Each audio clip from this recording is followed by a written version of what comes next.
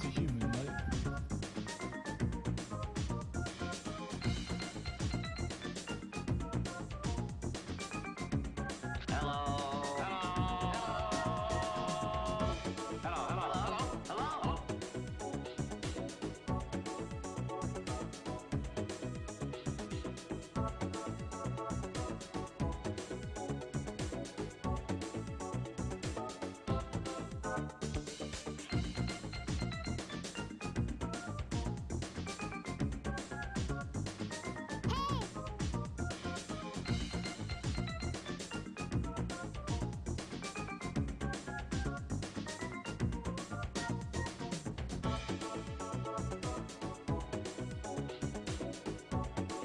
Hello there.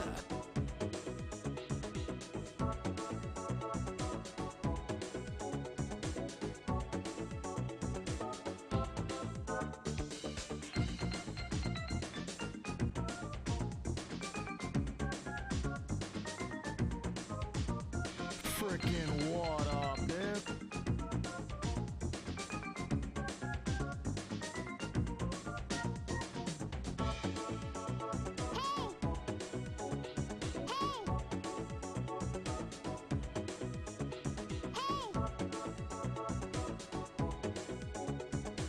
Hey, change it. Good. Twice the pride, double the fall. I miss you, I miss you. This is where the fun begins.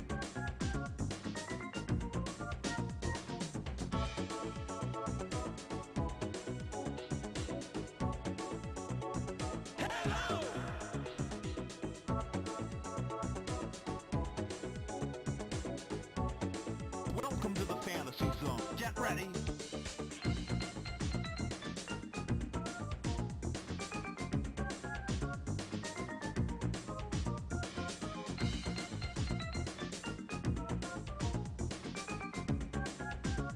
Welcome to the fantasy zone. Get ready. Here I go.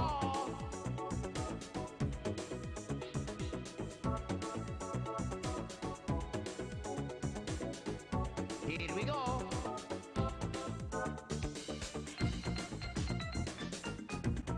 Hey! Hello.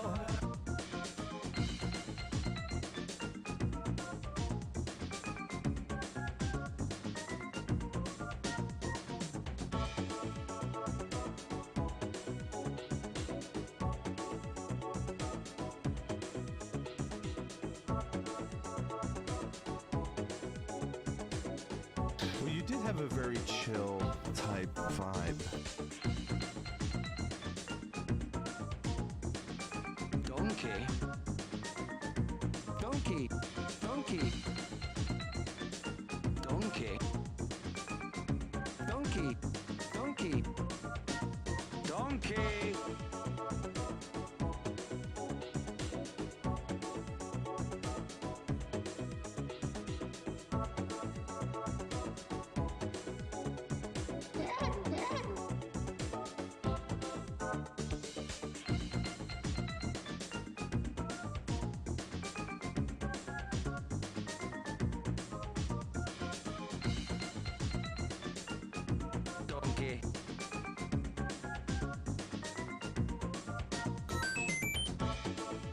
Mamma mia!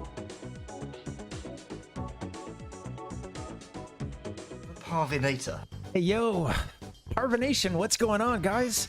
It's America's #1 online video game personality, Ben the Parvinator Parvin, here at your service on a Friday night. Episode 2. Oh man, and it's gonna be a wild ride, folks. I think you're gonna enjoy it. Tonight we are talking passion. Okay? The passion of the gamer. We're gonna talk all about emotions, feelings, right? What happens when we take those passions to the extremes? And is there any way to moderate those passions? Can we learn to control them? Whole lot of stuff to talk about, man. Hope you guys are doing well. Happy Friday. I am running a bit late, but maybe better late than never. That's what I'm hoping. Welcome, Ronaldo. Welcome, Crudo. Good to see you. All right, folks. Well, yeah. Without further ado, let's check in on the hive mind. This has been a segment I've been enjoying lately. I want to see what Reddit's been saying about passion in video games, emotions, and emotional responses. This is the one that kicked the whole show off for me. Let's dive in.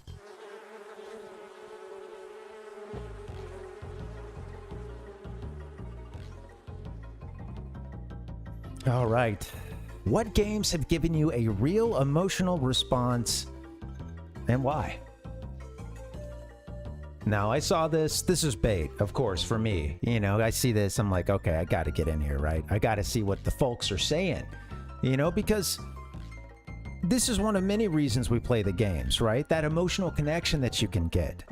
How it can send you to a 10 in a game. It can have you laughing. It can have you crying.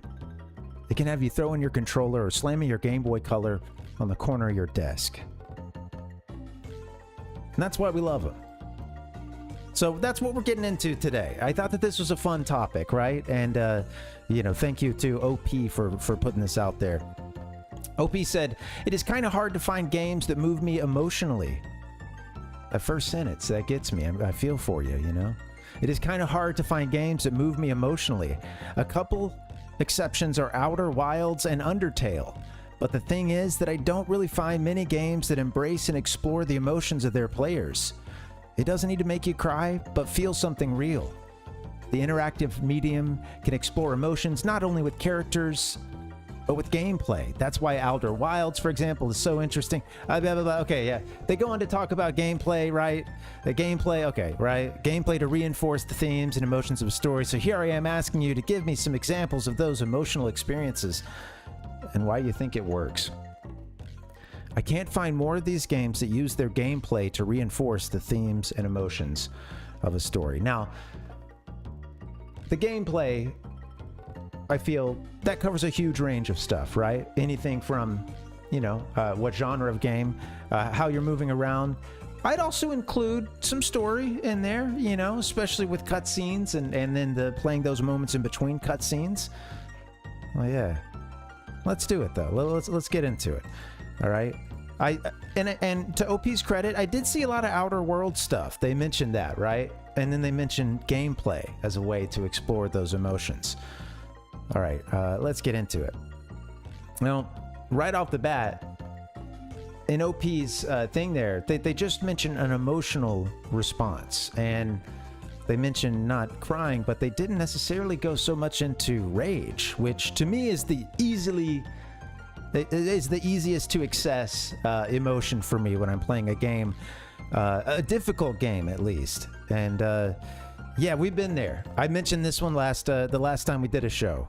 All right, Beaver Bother, Donkey Kong 64. It's still here, pissing me off.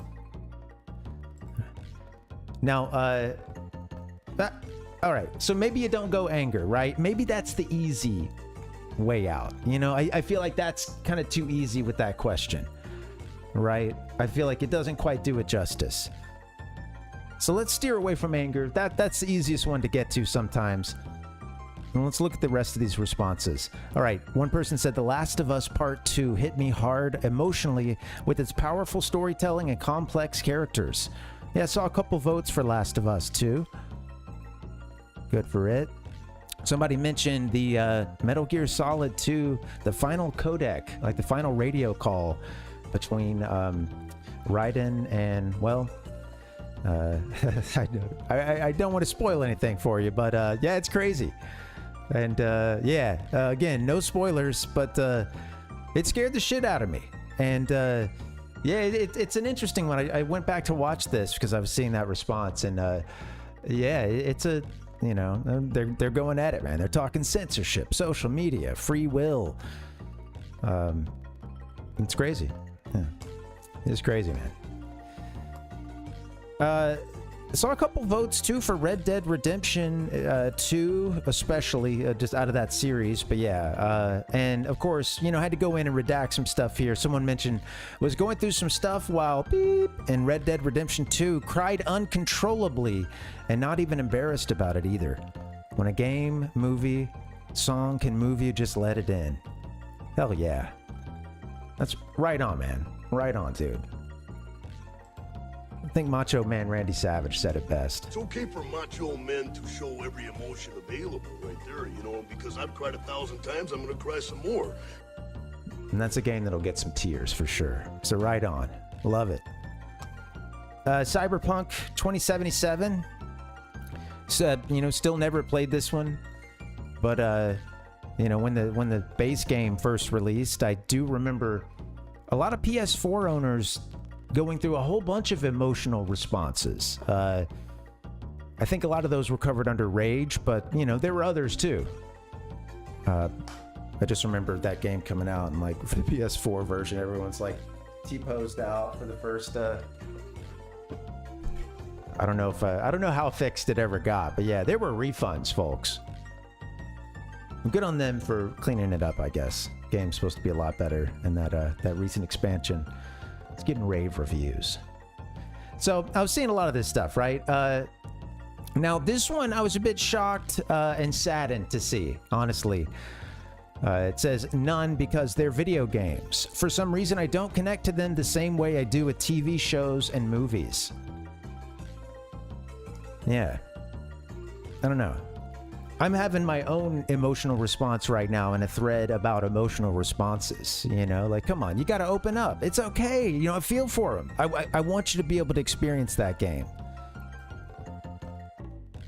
I want to help you. Okay? Might I recommend a video I did a couple months ago called How to Fall in Love with Gaming Again / Sparks Flying in the Game Room. That was kind of the subtitle there. You can find it on YouTube.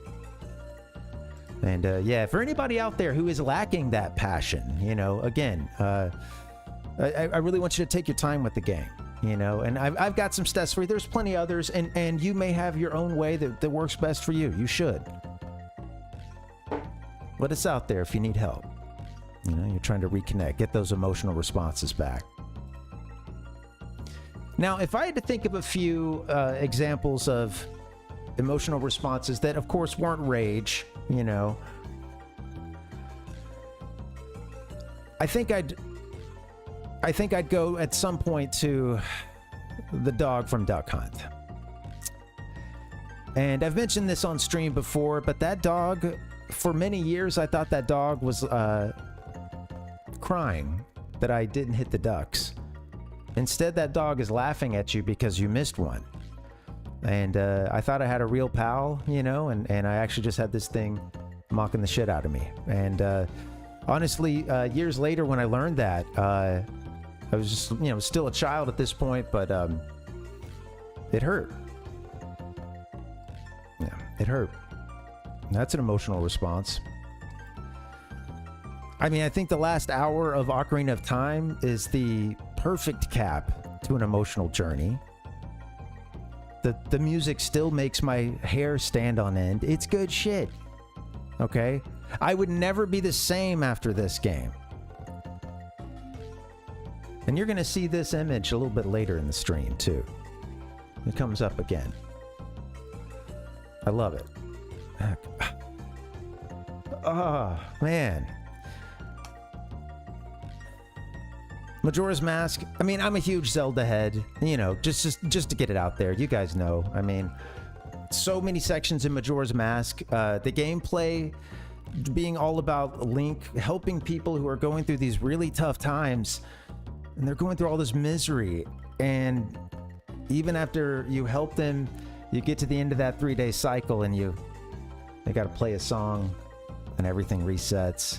And maybe you keep some key items, but all those people are right back in the shit, and that moon is 3 days out once again. And that's kind of a beautiful thing. We talked about that on this stream. I'm looking forward to playing the Japanese version of Majora's Mask. That's coming up soon with the Parvinator 64 series, but it's an emotional ride, man. And I think this game teaches you a little something about loss and cycles and yeah, learning to make meaning, knowing that moon is crashing down at some point. Still make meaning of that life, you know. And that's my quick and dirty summary. But damn, what a game, and what a response we all had to it. Final Fantasy VI, easy, right? Easy one to mention. At the end of the game, I don't even know if a part of me wasn't sure if I should show this, but it's an older game, right? Into Final Fantasy VI, the big bad here, Kefka, is mocking your party for the optimism that they have. This dude has already pretty much rendered the world totally destroyed. He's basically destroyed the whole world.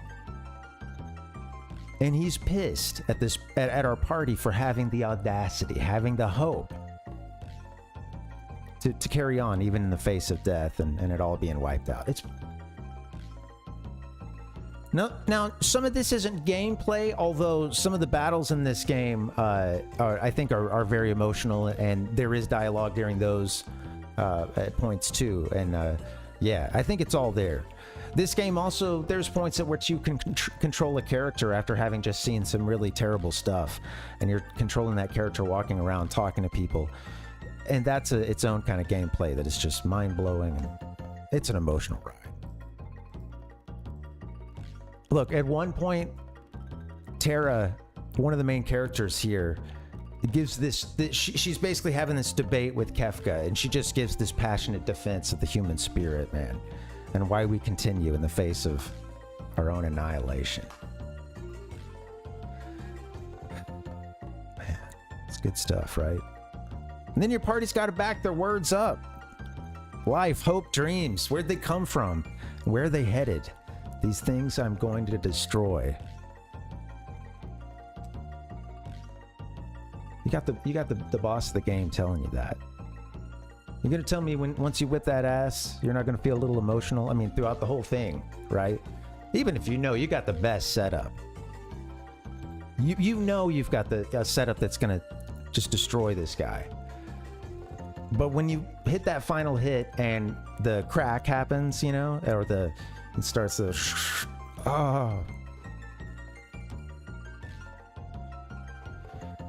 and then just watch the end credits and yeah.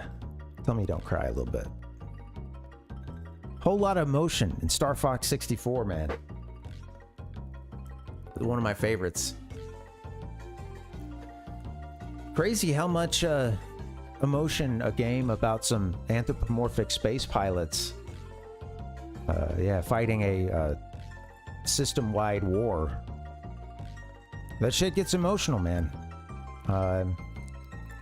I mean, God, I don't know. Should I even...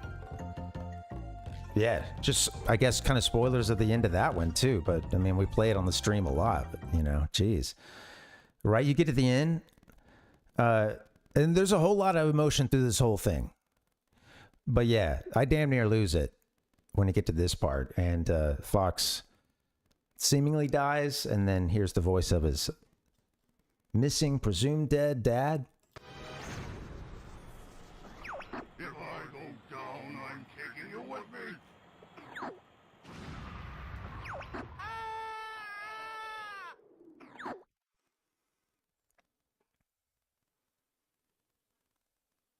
Something to think about.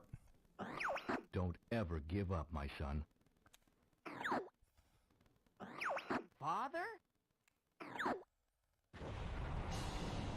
And then he basically follows him out of the, Follow me, Fox. you know, follows him out of this tunnel. Oh, it's crazy. Insane, right? Sorry I talked over that silent part, because I was actually going to ask you guys to... Pause for a second. I was actually going to ask you guys to consider the sound design and that music, and how maybe that plays a huge role in this too. I think that for me that absolutely pairs well with that gameplay of following your dad who's dead, question mark. Don't ever give up, my son.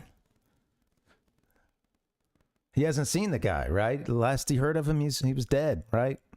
Kidnapped, gone. Oh shit, I stopped the video. We'll skip to that point. Give up, my son. Oh. Follows him out of the tunnels.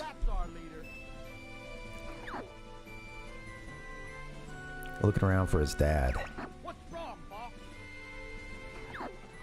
Nothing. Nothing's wrong.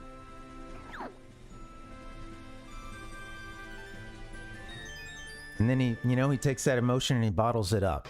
You know, I think We all tend to do that lots of times, right?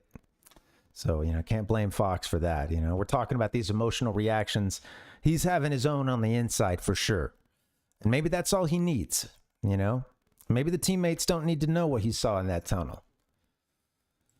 How would you explain it, right?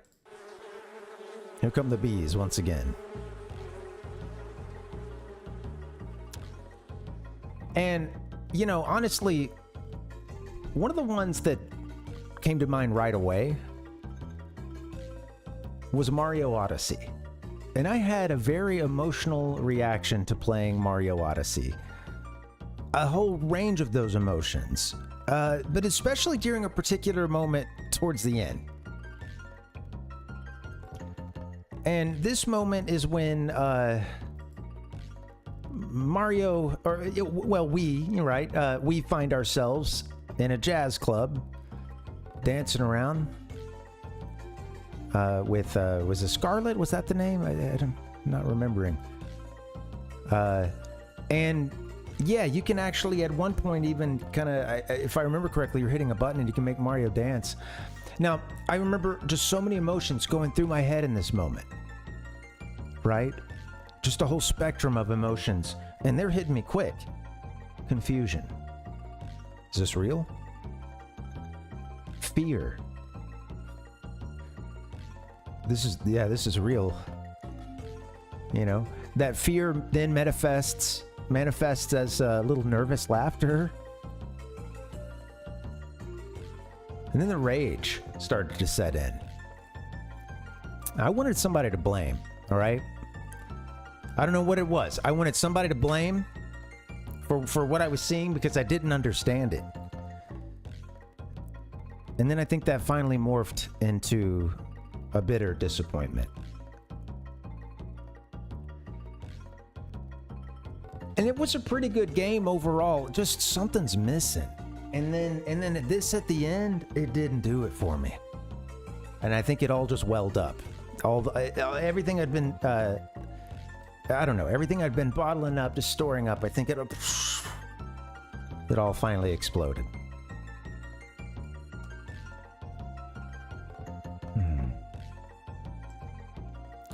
Now, I'm curious if you guys have had any similar, or, you know, any of your own emotional responses, any of them you'd like to share here. Crudo has talked about Star Fox 64 a few times. I said, I always have to do impressions of this. I always have to do impressions of this line. Don't ever give up, my son. Father?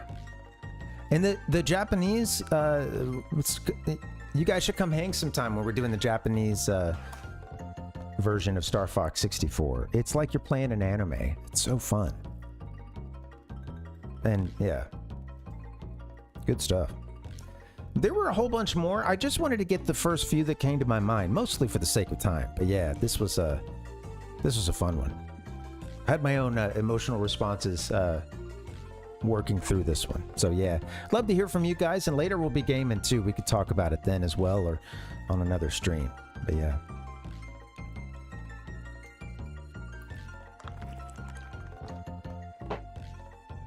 All right, gotta hydrate.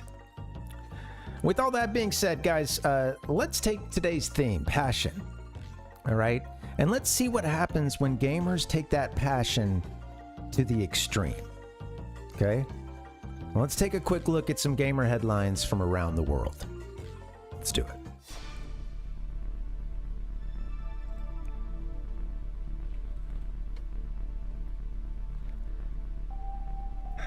All right, guys, we're going to start in Japan. This headline came across a friend of mine. No, why am I saying friend? It's my partner. She found it. She sent it over, and it was awesome. A real Buddhist monk plays Super Mario Bros., recites prayers every time he kills an enemy. This one coming from Sora News. Now, talking about passion tonight, right?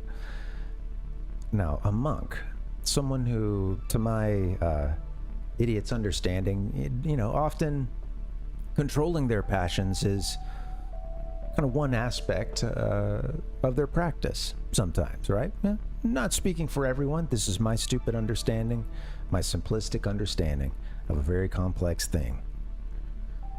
But right, controlling your passions, at least working towards that, striving towards that. It's kind of admirable, right? Now, this headline got my attention, but then at the top of the article, they hit me with this. Have you ever stopped to think about the soul of a Goomba when you crush or burn its body? Some heady stuff, right? Now, of course, many of us have thought about this before. There's also the lore. I'd love to hear your thoughts on that. Everybody's favorite lore about Goombas, or rather, some of the toadstools having been turned into, the blocks that Mario explodes. I've heard that's not true as well. And I have to admit, I'm not that deep into the Mario lore. I tend to just play those games, read the manuals, and think about it all the time.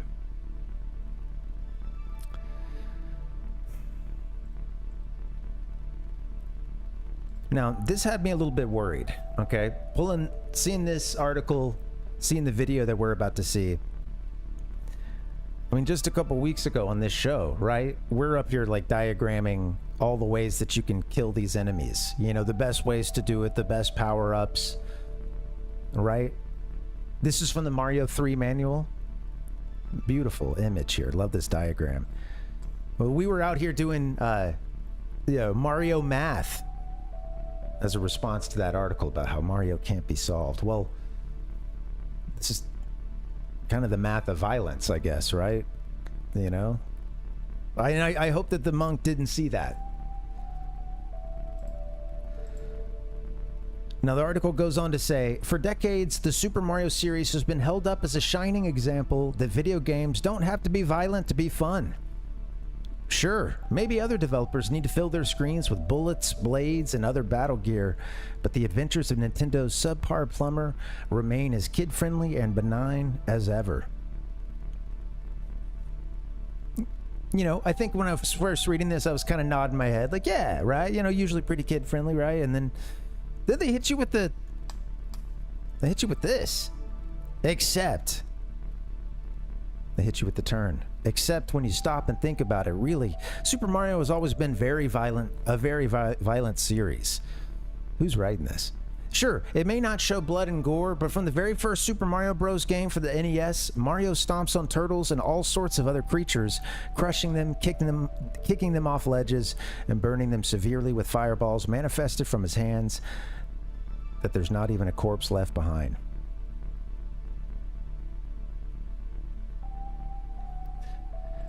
Man, it's intense, right? And already, I think this article itself written with a lot of passion.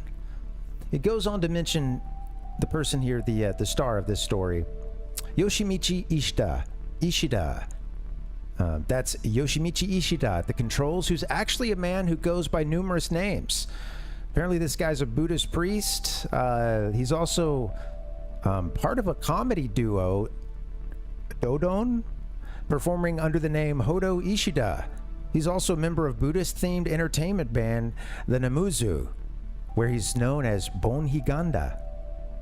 Now, I don't know, it seems like this guy wears a lot of hats. He's a comedian. He's in a band. He's a monk.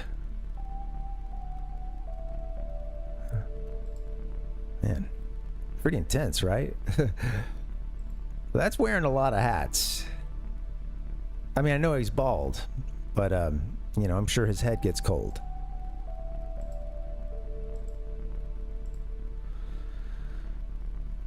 This guy has so much passion. And as it turns out, he's not even a huge Mario head like many of us. The article goes on to say, before starting his attempt at a pacifist run of Super Mario Bros., Ishida reminisces that he didn't own a copy of the game as a kid, but remembers playing it somewhere a few times, though never getting to the end. I can think of many games like that, you know, playing it at a friend's house. Never saw the ending. He did play fighting video games growing up. Nice. but primarily in one-player mode and doesn't own a Switch. Nevertheless, he's now tasked with saving Princess Peach without killing a single enemy, with the responsibility of having to offer a sutra for any life he inadvertently takes. This is where it's getting good. Right? Any life this guy takes, he's offering up a sutra. Now, this is not a totally uncommon run, right? The you know, trying to go for that pacifist run. There's different types of it, but I think having a monk do, I think having that additional requirement of you got to start reciting a sutra. I think that really spices things up a bit. It goes on to talk about the nitty-gritty rules, saying that he's only responsible for deaths he directly causes. So if an enemy walks on its own into a bottomless pit and dies, that's not on him. He's also allowed to jump on top of Koopa Troopas one time. You get one jump in as long as they're on the ground, since that first jump merely causes them to retreat into their shells, and they won't die unless Ishida kicks them off a ledge. Though any enemies that die from getting hit by a shell Ishida kicked will require a sutra. Keep that one in mind. Let's see this in action. And I've got a link to the video in the description if you want to see it. And that's the name up in the top left corner.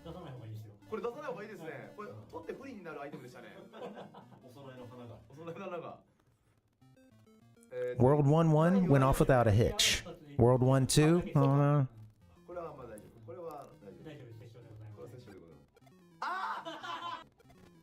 he just blew him away, didn't he? That I might want to see that just one more time. That was we'll get this part up. Be respectful.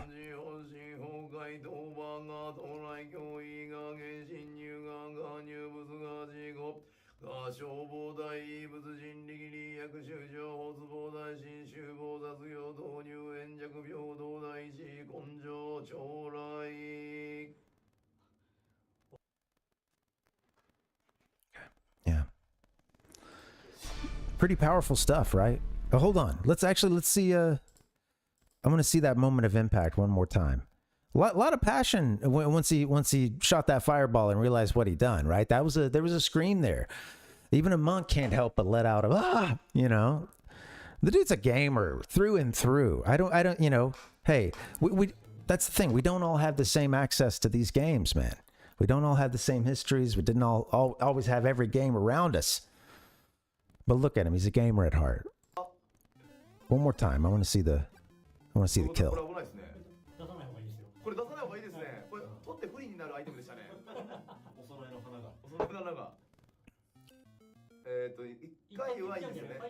Could have wound it forward a little bit, but hey, you know.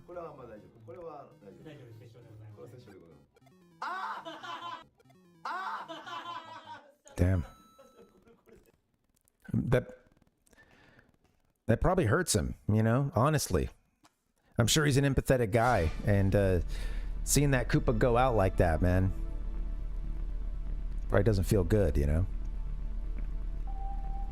Mario, monks, I think we've seen it all, man. I respect this man's passion, honestly. He's a gamer, and props to you, Ishida-san. Props to you. Okay, that was cool. So that's one kind of extreme of passion, right? You know, maybe not what I'm shooting for, maybe not what you're looking for either, but it works for this person. I do have to wonder, like Fireball said, what about those bosses? And that gets me into thinking, oh yeah, who knows? This is a moral quandary that is beyond my understanding of any sect of Buddhism. Okay, so maybe it's best I clear steer, if you will. Yeah, Crudo said smash all Goombas, kids friendly. Yep. And then you saw how it hurt him too. It bugged him when he hit that Koopa. It bugged him. So that's one way to go with gamer emotion, right? That's one way that you can take it. kind of having a control, right? Overall, trying to enact a peaceful gameplay style in everything that you do. You know, because that means a lot to you, and you're trying to avoid certain emotions, and you're trying to avoid hurting things. There's other ways, though, that our gamer passion comes out. And sometimes those other ways can run afoul of the law. We're going to talk about a couple of examples of gamer passion gone wrong. The first one's out of the UK. This one's from IGN. A man was sentenced to 4 months in prison for carrying a 6-inch master sword in public. 6-inch master sword. Damn. Now, thankfully, a little bit later we'll see it, but there is a picture of you know, showing you a 6-inch ruler so that you can see how, you know, or showing you a ruler so you can see it is 6 inches. It's pretty big for a knife. It's pretty big. When I saw this, you know that this is a click for me, right? Okay. 4 months in prison, though, for carrying a 6-inch master sword in public. It also had me thinking that could be kind of like a cool pin you have on your shirt. Who knows? I want to read this story. I want to see where this guy's coming from. So originally from Eurogamer, this story, it was about 48-year-old Anthony Bray of Nuneaton in Warwickshire, England, was spotted carrying a replica of the iconic weapon from Nintendo's The Legend of Zelda series openly in the local town center. Okay. All right. Walking around the local town center, like Fireball said here, could have been a scale replica. It does look solid. We're going to see it in a bit. He's just could have been walking around showing that thing off, right? Was spotted carrying a replica of the iconic weapon from Nintendo's The Legend of Zelda series openly in local town center. Warwickshire police spotted Bray on June 8th via CCTV walking down the street with something in his hand. Bray was said to have approached officers with the item visible in his hand, at which point he was arrested as he was carrying a bladed article. Damn. So they caught this guy on CCTV, then I guess, I don't know which one they're saying's first, but cops tell him to cough up that 6-inch master sword. Fireball, hey, you know, don't you get out ahead of my arguments here, okay? Thank you for your contributions all the same, but yeah. No, dead on, man. The article goes on to say that Bray subsequently claimed the Master Sword was a fidget, something to keep his hands busy, that he had bought online, but police said that because it was a sharply pointed item, it could be used as a weapon and, quote, put others in fear of it being used against them, end quote. The police said the Master Sword was inside a sheath and could be released with the press of a button. So it was inside a sheath. Now, so the whole time it's inside the sheath? What's going on here? What is the story, man? Is it in the sheath the whole time? And then we got the mug shot out of respect for a gamer, you know, and of course, it's already gone through. This guy's yeah, you'll see in a bit. It's already worked itself out, and not in a good way. But here it is. Here is our here's our 6-inch Master Blade replica. Getting somebody 4 months in prison. Was it inside the sheath? I gotta know. Was he brandishing this? Was he swinging it around with it in its sheath? No, it's not adding up, folks. Despite admitting that the Master Sword could be perceived as threatening if someone else saw it, Bray insisted during his interview that he would not have used it as a weapon, the police said. Bray was sentenced on June 28th and given a 4-month prison sentence, as well as an order to pay a victim surcharge of £154, approximately $195. Damn. Nailed him. The victim surcharge. Like, what is missing? Like, who is the victim here? That's what I... Yeah, how sharp is that knife? Let's see. No telling, right? I don't know that... I couldn't suss that out from this picture. Now, 6 inches, okay? Respectable though that number may be in some contexts, honestly, maybe he should have gone big or gone home. Because if a 6-inch replica, we don't even know if it was in its sheath or not, but if that thing is going to get you 4 months in prison, what if you just had the full scale replica and you call it cosplay? Right?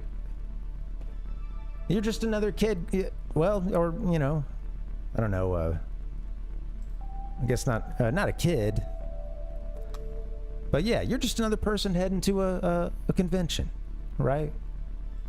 You're putting on your best cosplay. You're swinging your master sword around, you know?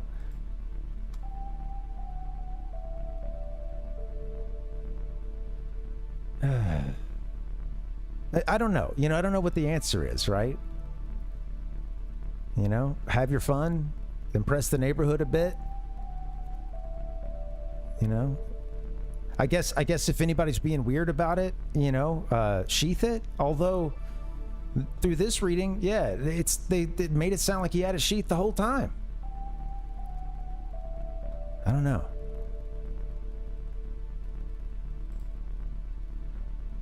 I think we skipped this one, right? Yeah, Sergeant Spellman of the Patrol Investigations Unit commented, "We take a zero tolerance to bladed articles in public, and Bray has fallen afoul of this.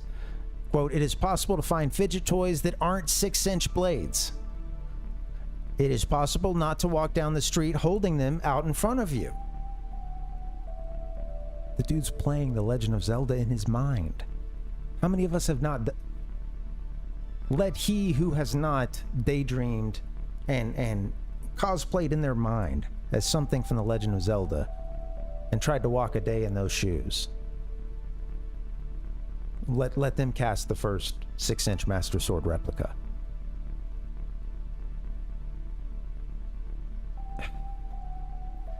That last paragraph, one more time. It is possible to find fidget toys that aren't 6-inch blades. It is possible not to walk down the street holding them out in front of you. With a bit more self-awareness, Bray could have avoided contact with us completely. So, I guess, what are we supposed to learn, right? 6-inch blades? No, just go big or go home. Get the full blade, call it cosplay. Don't just hold it out in front of you. I mean, keep it sheathed, right? And then while you got your sword, avoid the cops. Like, I mean, are those the lessons we're supposed to learn here? Does that keep a guy out of 4 months of prison? Damn, 4 months, right? What, for the crime of being a passionate gamer? I don't have all the facts here, but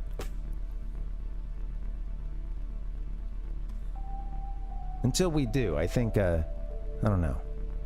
Now, the jury's out to me, even after reading this. Go down in the comments, and then there's some guy in there, you know, some wise guys down there telling everybody, like, how this person, they're no good, right? Oh, they're a rapscallion. Oh, there's something about a long criminal history. It just goes on and on. I mean, as far as I'm concerned, that's irrelevant. All right? Free Bray, I say. Okay, free the man, or at least reduce that sentence. I don't know if 4 months is right, man. This guy was out there swinging around a 6-inch Master Blade replica, probably in his, maybe even making the sound effects of the first Legend of Zelda when you have all your hearts and you're shooting the beam. You know, like, we don't know. Yeah, free the man, free Bray. At least reduce that sentence. Let this person get back to gaming. All right.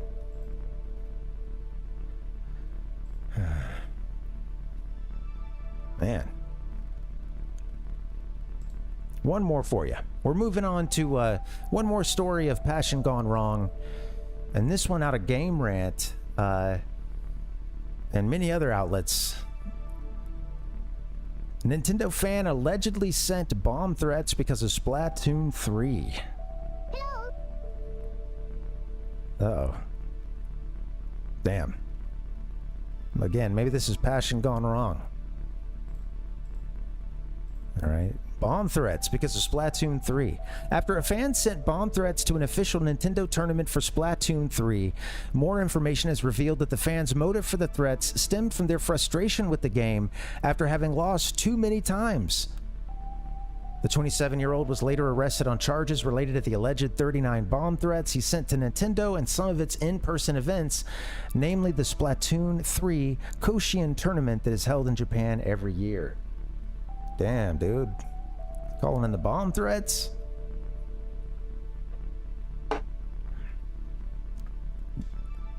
Say what you will, that's one passionate gamer.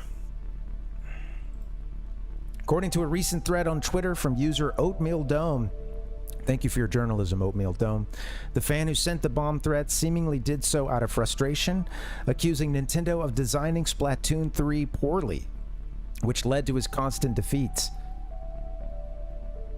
It's the game. It's the game design, huh? That's what's getting you killed. Technically, the perpetrator never explicitly mentioned Splatoon 3 by name, but, you know, given that the targets for some of their threats was a high-profile tournament for the game, the motive is easily implied. Right? He doesn't have to say which game. Everybody knows what he's talking about. Blaming it on the design.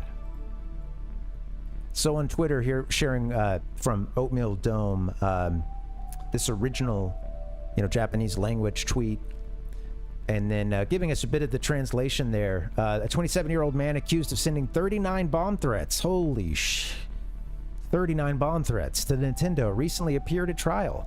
He admitted to the charges. The more I lost in Splatoon 3, the more frustrated I would become.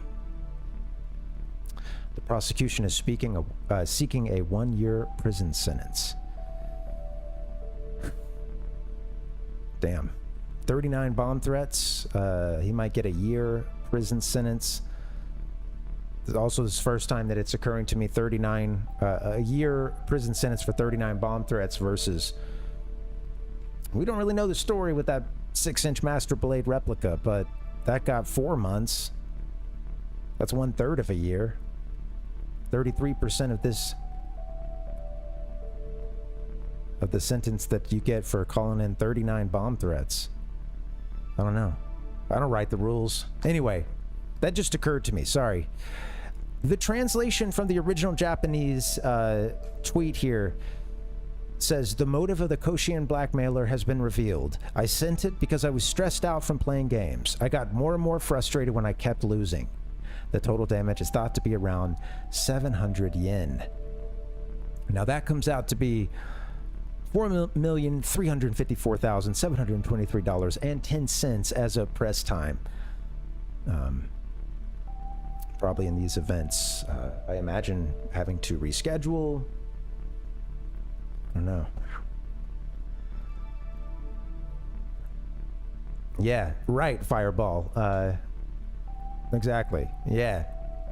How that passion comes out, some to try to avoid those passions, try to avoid killing enemies in the games they play. Okay? Others go out and cosplay and get 4 months in prison for it. And then yet others call in bomb threats. Now these are the extremes. So don't think that this is the median here, that this is somewhere in the middle. It's not. But yeah, it's a lot of money.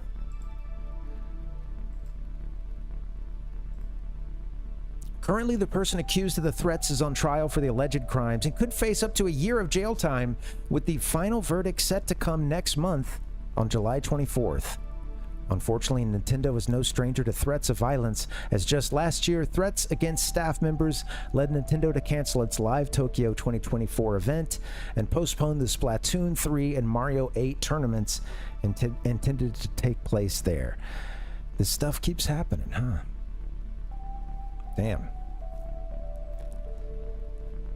Now, look, I admit, okay, I know next to nothing about Splatoon. I've watched it a little bit.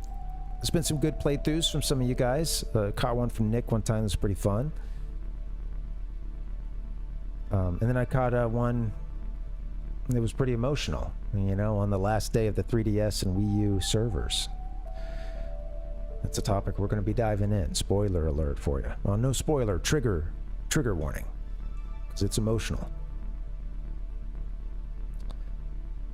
I know next to nothing about Splatoon, but I do know that there's pretty sure a splat bomb in the first Splatoon game, and I think in the later ones too. That's your bomb right there, brother. Why are you calling in bomb threats, man? There's no way to go. You got the bomb right here. I'm sorry, gamer, but this one crosses a line for me. I can't defend it. And folks, we're gonna have to learn to settle our shit in the games. Use the tool that the game gives us. Let that settle anything from petty beefs to long rivalries. That's a lesson many of us could learn. All right, guys, that's it for Gamer News. Friday, July 5th. Oh, man. Yeah. Thank you guys for the comments here. That's keeping me going. Yeah. Fireball said the hilt on that knife is tiny. Like, you'd have to hold it with 2 fingers, not the whole hand. Yeah. Like, what kind of damage are you going to do with that thing? How you going to... Yeah, we're hearing that this is a big deal. 4 months seems pretty intense. I was interested when 1-800 mentioned that in Texas they can carry swords, right? You're talking the full, you know, we're talking the full Master Sword replica, right? Full sizer. No worries, Crudo. Yeah, it's hard to type in quickly, you know?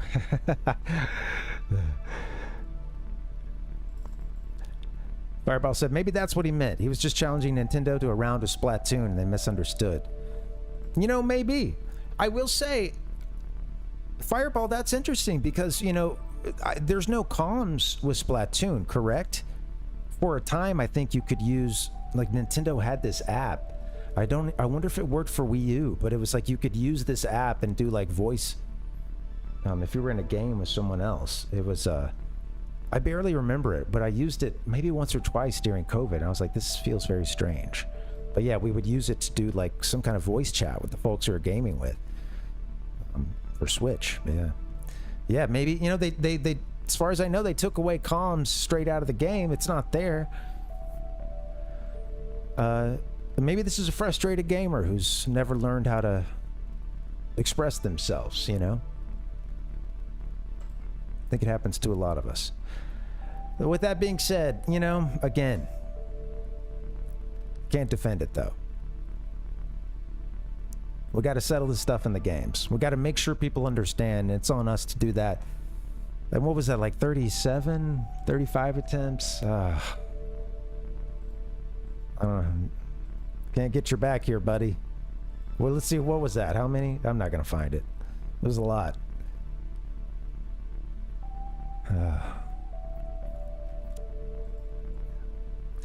right, guys. Let's turn now to another Splatoon story. And again, one about passion. And I think that this is the kind of passion we can all look up to. It's a continuing story for this channel. And I think this story's run its course. So it's about time that we do a new segment here called Profiles in Gaming.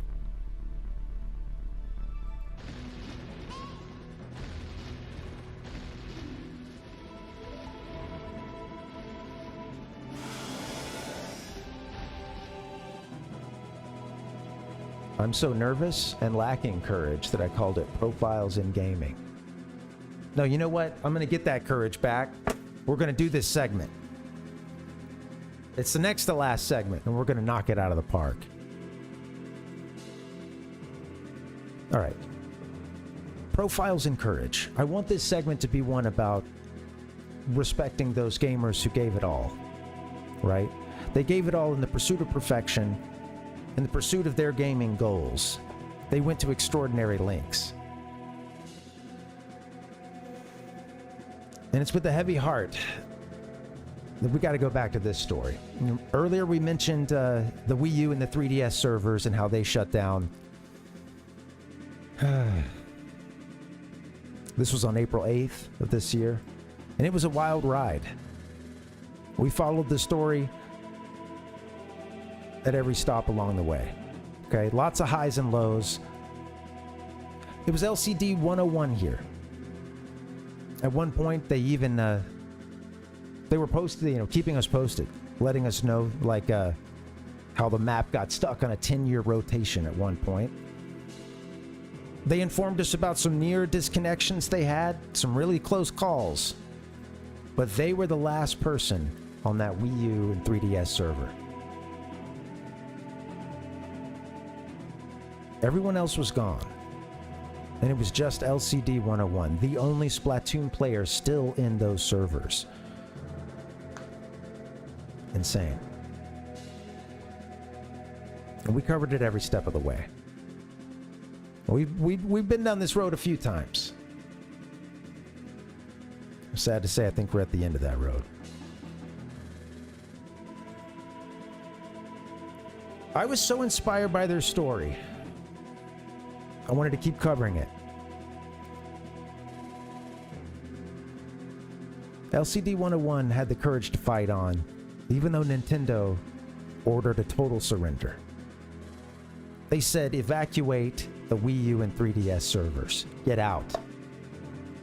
On April 8th, that stuff goes bye-bye. And LCD 101 had the courage and tenacity to look Nintendo in the face and say, no.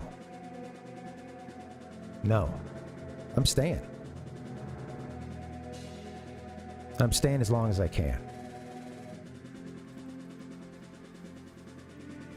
It's over, folks.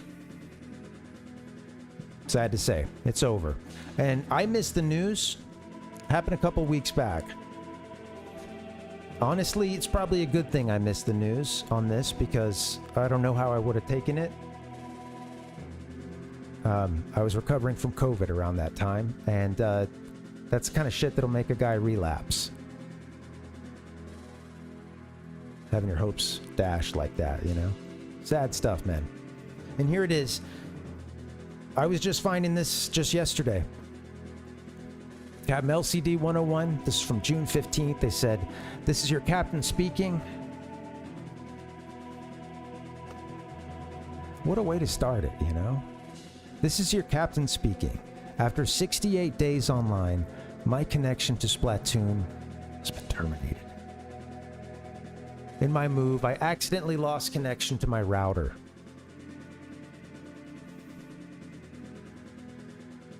This guy's going through life. All right. Moving. This is something we all do.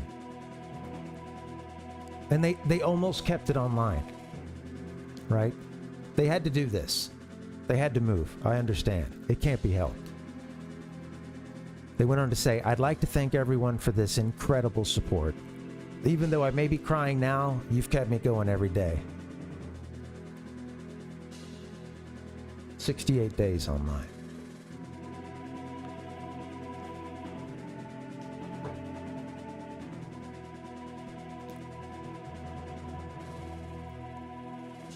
Captain LCD 101, we salute you. And I want to thank you for being an inspiration to us gamers. Okay, for putting it all on the line for your passion.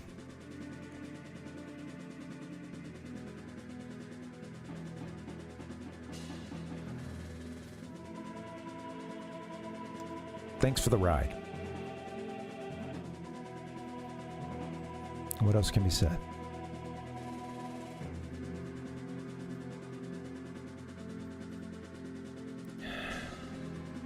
If you guys are down, I think we go to our last segment tonight. And we wind down a bit. Okay? We take it down a notch.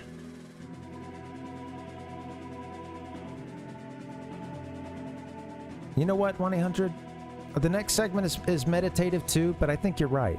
Honestly, I think the captain deserves a moment of silence. I tend to steamroll this stuff, man.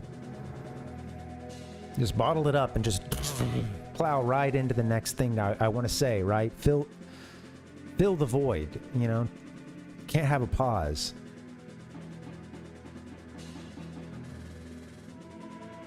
And I got to learn to control those passions. Let's take a moment and salute Captain LCD 101.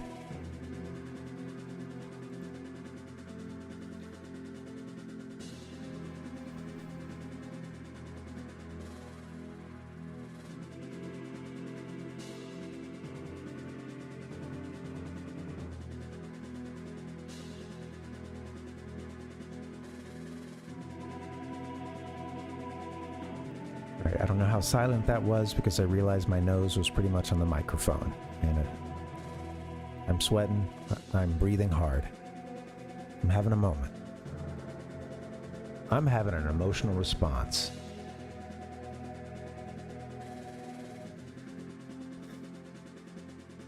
All right, guys. Let's go to our last section here. We're going to take it down a notch. I think after all this, I think we should end with a little meditation. One more slowed down moment.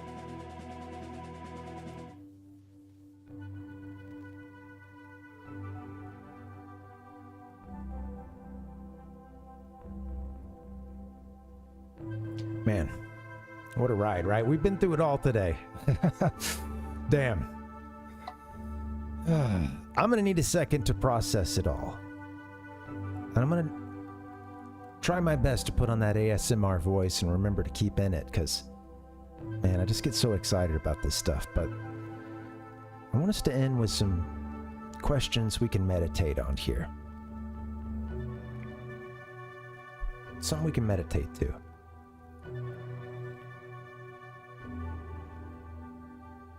Is it a crime to be a passionate gamer? You're going to have a second to think about it. Just a bit. Is it a crime to be a passionate gamer?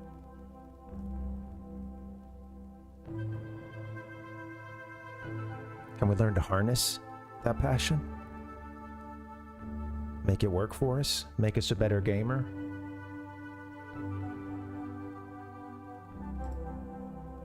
And maybe it's not always about skill.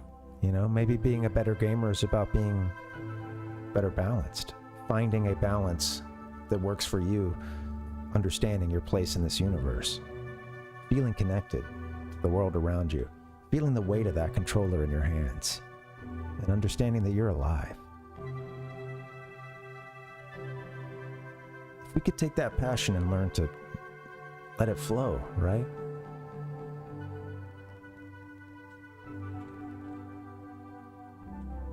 Can we control it? Can we get to that flow state? Something to think about. And we're going to take a few seconds to do this. This will be over in 45 seconds. It sounds long, right? But I challenge you to give yourself a moment to hear this music and see what happens. I'll be back in 45 seconds or so. We'll close out the show. Here we go.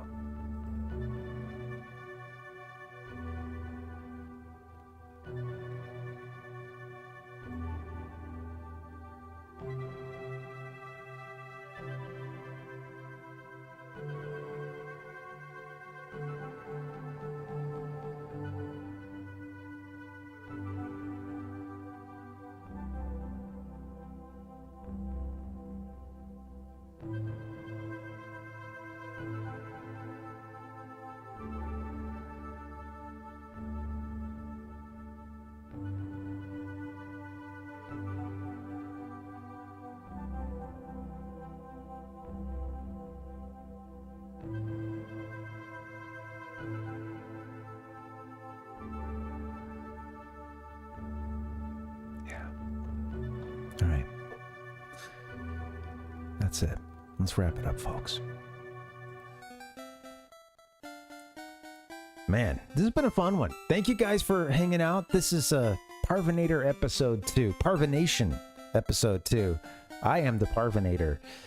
And you guys support me and you keep this going. And I appreciate you for that. And let's keep it rolling. Let's make it to episode 3. I stream Sundays and Wednesdays doing mostly gameplay. Maybe a segment at the beginning, but mostly gameplay. And then Fridays we do this show. And stick around, man. I'm going to take a break. What time is it now? 8:33. I'm going to come back at the top of the hour and we're going to play some Mario World. Okay? So in about 27 minutes, I'm firing off another stream. We're doing some Mario World. I might have a beer. It's the after party. All right, guys, I'm out. I'm going to play some sound effects for you. I'm done. Thank you so much for coming through. Thank you for your support. That was a ride, folks. An emotional one. And I'll see you next time.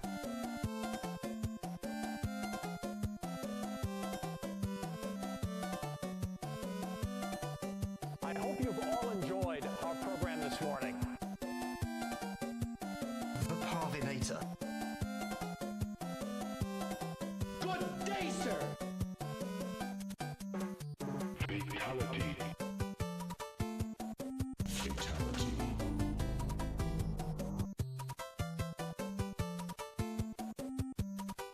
Now you're playing with power.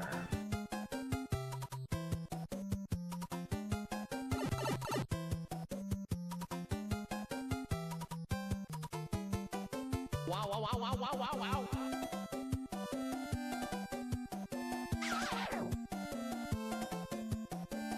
You are the main character.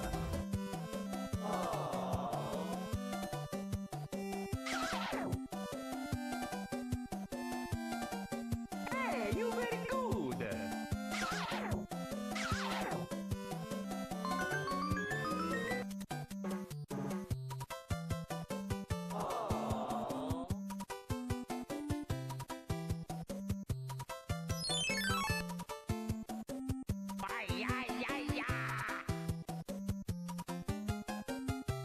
The power is Nintendo.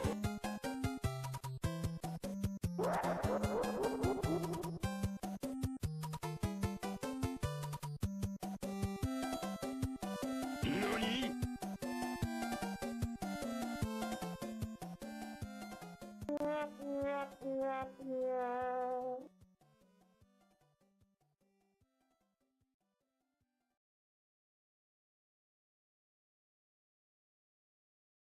You suck.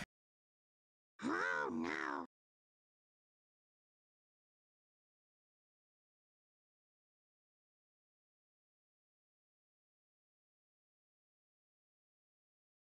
Maybe I can give you some spiritual advice as to what works for me. You're a loser. You are the main character.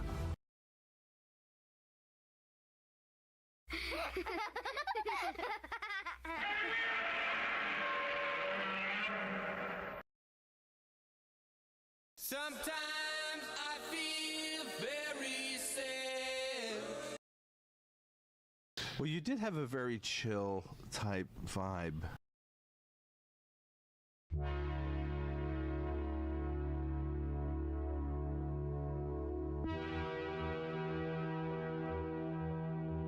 I bid you good night, good night, good night, good night. Goodbye.